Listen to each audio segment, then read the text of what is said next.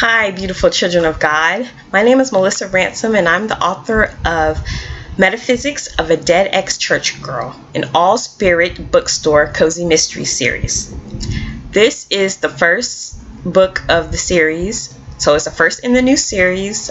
It is available on Barnes & Noble Nook, on Amazon Kindle, Kobo, Apple iBooks, 24 Symbols, Scribd, Smashwords. So please go ahead and buy it. It's $2.99 on all the digital stores. It is my first book. It is a new thought fiction book within like cozy mysteries, so I hope you will purchase it. The reason I wrote it is because I could not find a cozy mystery series that was centered around a new thought bookstore, and I always wanted to read one because I started in the new thought spiritual path back in 2010, and there's a lot of nonfiction books in new thought, but there's not a lot of fiction, and I just wanted to find a fiction book because I want to see dialogue between people within new thought, between people within new thought and Christian, new thought non-believers. I just wanted the dialogue, and with nonfiction books, you really don't have dialogue. You just have information that the authors, sharing based on their experiences most of the time. So with fiction, you have different perspectives, and so I was like, well, why don't I write one? I used to write young adult books when I was younger, or young adult stories, I should say, when I was younger. So I was like, well, why can't I write a book? I've been reading books ever since I've been in elementary school. I've been reading cozy mystery books since then. So I'm like, well, why can't I write one? So I challenged myself, and 2 to 3 years ago, I started writing this series. And look where I am now. I published it on June 27th, 2018, 2 days before my birthday, because I was hoping it would be published by my birthday. It wasn't published to all the sites by my birthday.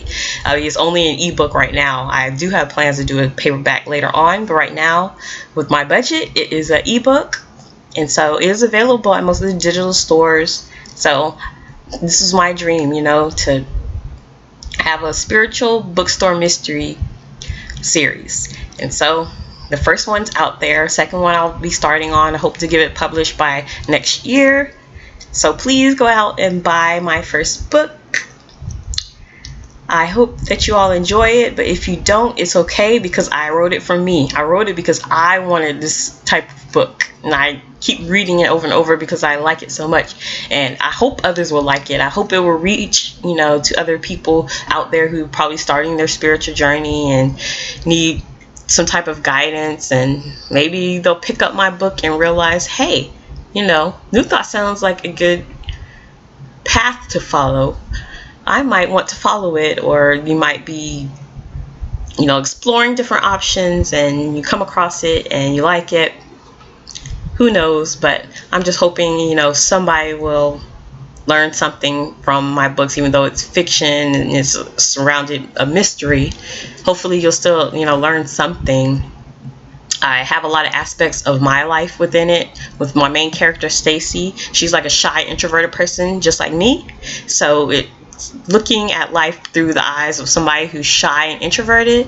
She also has keratoconus, which is a degenerative corneal disease with the eye, like I have. So looking at life through all the challenges that come with the eye disease. She also has a snake, so looking at life through a snake owner's view. A lot of black women don't really like snakes or have snakes, so seeing a black woman with snakes maybe will open people's eyes up to having a snake, realizing snakes are God's creatures, and having a snake that's safe, of course. So boa constrictor, ball pythons, so explores that. So I want my book to open people's minds up mostly to different spiritual paths, knowing that everybody's not a Christian, and there are other paths out there. So it's like dialogue between people within New Thought, Christians and Buddhists, Sufism, Kabbalism.